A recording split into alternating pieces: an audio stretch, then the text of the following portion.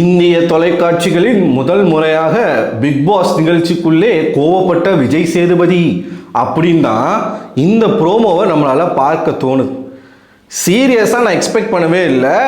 இந்த சீசனுடைய பெஸ்ட் ப்ரோமோனா அது இன்னைக்கு இந்த மூணாவது ப்ரோமோ தான். அந்த ப்ரோமோவை பீட் பண்ணுற மாதிரி நாலாவது ப்ரோமோ வந்திருக்குது. ஸோ இத்தனை நாட்களாக விஜேஎஸ் அவர்கள் மேலே நம்ம வச்ச குற்றச்சாட்டுகள் அத்தனையும் அவர் பார்த்துருக்காருன்னு நினைக்கிறேன். பார்த்ததில் அவருக்கு ட்ரிகர் ஆகிட்டாரா என்னன்னு தெரில. இந்த வாரம் பிக் பாஸ் வரைக்கும் கூப்பிட்டு கண்டஸ்டன்ட் கிட்ட நீங்கள் என்ன பண்ணிட்டு இருக்கீங்க, எதுக்கு இந்த வீட்டுக்குள்ளே வந்தீங்க, இந்த வீட்டுக்குள்ளே ஃபுல் பொட்டென்ஷியலோடு நான் விளையாடி இருக்கேன் அப்படின்னு நம்புறவங்க ஒரு பக்கம் உட்காருங்க, இல்லை நான் இன்னும் பண்ணலை அப்படின்னு நம்புறவங்க இன்னொரு பக்கம் உட்காருங்க அப்படின்னு பிரித்து சத்தியெல்லாம் வாங்கியிருக்கிறாரு. சத்தியம் வாங்கி இனிமே வரக்கூடிய வாரங்கள் மிக மிக கடுமையாக இருக்கும். உங்களோட மென்டல் ஸ்ட்ரென்த்தும் ஃபிசிக்கல் ஸ்ட்ரென்த்தையும் நாங்கள் சோதிக்க போகிறோம். அதனால் பார்த்து கவனமாக இருந்துக்கோங்க அப்படிங்கிற ஒரு வார்னிங் எல்லாமே கொடுத்துருந்தாரு. லிட்டரலாக கெஞ்சிட்டார், ஏய் தயவு செய்து சும்மா இருங்கடா எப்பா. அதாவது சீசன் 7 டாக்ஸிக்கான சீசன் அப்படின்னு எல்லாராலையும் சொல்லப்படும். அந்த சீசன் டாக்ஸிக்காக எப்போ மாறுச்சு அப்படின்னா ஒன்ஸ் பிரதீப் ஆண்டனி அவர்கள் எவிக்ட் ஆன பிறகு தான். சரிங்களா, பாதி ஷோ சீசன் முடிஞ்சிருச்சு. அதுக்கப்புறமா தான் குறிப்பிட்ட சிலரால் இந்த சீசன் டாக்ஸிக்காக இருக்குது அப்படின்னு மாறுச்சு. ஆனால் இந்த சீசன் 9 ஆரம்பித்ததுல இருந்தே டாக்ஸிக்காக தான் போய்கிட்டு இருக்கு.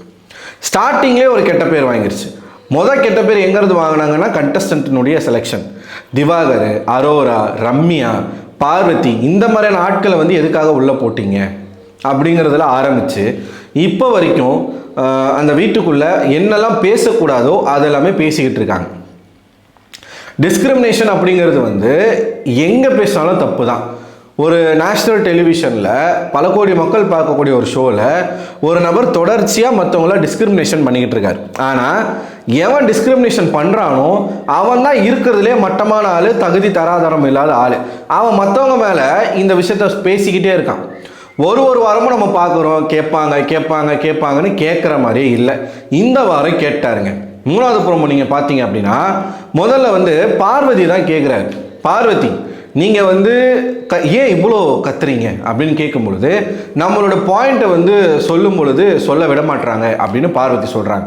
அப்போ விஜேஎஸ் கேட்குறாரு, நீங்கள் உங்கள் பாயிண்ட்டை சொல்ல வரீங்க அதானே, உங்களோட கருத்தை சொல்ல வரீங்க அதானே, நீங்கள் உங்கள் கருத்தை சொல்லணும்னு நினைக்கிற மாதிரி அடுத்தவங்க கருத்து சொல்லணும்னு ஏன் நினைக்க மாட்டீங்க அப்படிங்கிற ஒரு கேள்வி. பார்வதி கண்டிப்பாக ஏதாச்சும் ஒரு ஆன்சர் பண்ணியிருப்பாங்க, அதுக்கு மொக்கையும் வாங்கியிருப்பாங்க. அந்த இடத்துல அதை இது பண்ணிட்டாங்க. ஸோ பார்வதியை பொறுத்த வரைக்கும் அவங்க இதை முழுக்க கண்டென்ட்டாக தான் பார்க்குறாங்க. நம்ம கத்துனா தான் வெளியில் தெரியும். ப்ரோமோவதி அப்படின்னு அவங்களுக்கு பேர் வச்சதே எப்படியாச்சும் ப்ரோமோவில் வந்துடணும். திவாகர் கூட ஒட்டிக்கிட்டு இருக்கிறதும் அதனால தான். பார்வதியினுடைய நேச்சர் கிடையாது இது. அவங்க பக்காவான நடிகை. இந்த ஷோக்குள்ளே அவங்க நடிக்கிறாங்க. அவங்க என்ன சொல்கிறாங்கன்னா இதான் நான் அப்படின்றாங்க. அப்படி கிடையாது. ஏங்க, ஒரு ஸ்டாண்டர்டிஸ் அட்டென்ஷன் பண்ண முடியாதாமா. ஆனால் வீட்டுக்கு வெளியிலேருந்து கெஸ்ட்டு வந்தாங்கன்னா மட்டும் அப்போ கேப்டன் என்ன சொல்கிறாரோ அதை செய்வாங்களாமா. புரியுதுங்களா? இது ஏன்னா அந்த டைமில் அப்பயும் முரண்டு பிடிச்சாங்க அப்படின்னா அது வெளியில் பேடாக ப்ரொஜெக்ட் ஆகும். நார்மல் டைமில் முரண்டு பிடிச்சாங்க அப்படின்னா அது அன்றைக்கான கண்டென்ட்டாக மாறும். அதை ரசிக்கிறதுக்குன்னு ஒரு கூட்டம் இருக்கும். அவங்களுக்கு அது பாசிட்டிவ், வெகுஜன மக்களுக்கு அது நெகட்டிவ். ஸோ ஒவ்வொரு இடத்துலையும் பார்வதி எல்லாரையும் சகட்ட மேனிக்கு பேசுறது, அடுத்தவங்களை பேச விடாமல் கத்திக்கிட்டே இருக்கிறது. இதை விஜய் சேதுபதி கேட்குறாரு. நீங்கள் உங்களோட கருத்தை சொல்லணும்னு நினைக்கிற மாதிரி அடுத்தவங்க கருத்தை ஏன் கேட்க மாட்டீங்க அப்படின்னு கேட்குறாரு. எல்லாத்தையுமே ரிபல் பண்ணுறது, எது சொன்னாலும் செய்ய மாட்டேன்றது. அப்புறம் என்ன டேஷுக்கு இந்த வீட்டுக்கு வந்தீங்க அப்படின்னு தான் கேட்குறாரான்றதை பார்ப்போம். அடுத்து மூவ் டு திவாகரை பொறுத்த வரைக்கும் கத்திக்கிட்டே இருக்கீங்க அப்படின்னு கேட்க ஆரம்பித்த விஜேஎஸ் அவர்கள் இவர் மட்டும் வீட்டுக்குள்ளே ஒரு மீட்ரு எடுத்துகிட்டு வந்திருக்காரு. தராதரம் அப்படிங்கிற ஒரு மீட்ரு. செம பாயிண்ட்டு. இதை என்றைக்கோ கேட்டிருக்கணும். அட்லீஸ்ட் இன்றைக்காச்சும் கேட்குறாரு அப்படின்னு நம்ம சந்தோஷம் தான் படணும். ஏன்னா இந்த வீட்டுக்குள்ளே பார்ஷாலிட்டி அப்படிங்கிறதே பெரிய தப்பு, குரூப்பிசம் அப்படிங்கிறது பெரிய தப்பு, ஃபேவரட்டிசம் காட்டுறது பெரிய தப்பு, அதை விட பெரிய தப்பு டிஸ்கிரிமினேஷன் பண்ணுறது. ஒருத்தருடைய தகுதி தராதரத்தை பற்றி பேசுறதுக்கு நம்ம யார்? இப்போ என்ன கேட்டால் அந்த வீட்டுக்குள்ளே திவாகர் இந்த வார்த்தை யூஸ் பண்ணுறாரு அப்படின்னா அங்கே இருக்கிற எல்லாரை விடவும் ஜூனியர் திவாகர் தான். ஆக்சுவலாக தகுதி இல்லாத தராதரம் இல்லாத ஆள்னா அது திவாகர் தான். பை எக்ஸ்பீரியன்ஸுக்கு நான் சொல்கிறேன். ஆனால் இவன் என்ன பண்ணுறான், இப்போயே ஒரு 50 படம் நடித்தான். ஒரு 5 படத்தில் ஒவ்வொரு சீன் வந்துட்டு 50 படம் நடித்த மாதிரியும் என்னமோ 50 கோடி ரூபா சம்பளம் வாங்குற மாதிரியும் பெரிய ஆக்டரு, அதாவது இப்போ சூப்பர் ஸ்டார்லாம் இருக்கார், சூப்பர் ஸ்டாரு, உலகநாயகன், தளபதி, தலை, இந்த ரேஞ்சுக்கு அவனை தமிழ் சினிமா கொண்டாடுற மாதிரியும் அவன் மற்றவங்கள நீ எல்லாம் எனக்கு காலில் இருக்கிற செருப்புக்கு சமம். அப்பயே விஜய் சேதுபதி கேட்டிருக்கணும், ஒருத்தனை காலில் இருக்கிற செருப்புக்கு சமம்னு நீ பேசுறதுக்கு உனக்கு என்ன தகுதி இருக்குன்றதை கேட்டிருக்கணும். அன்றைக்கே கேட்டிருந்தா இவ்வளோ தூரம் வந்திருக்காது. மேபி அவங்க கண்டென்ட்டுக்காக கேட்காம இருந்திருக்கலாம்.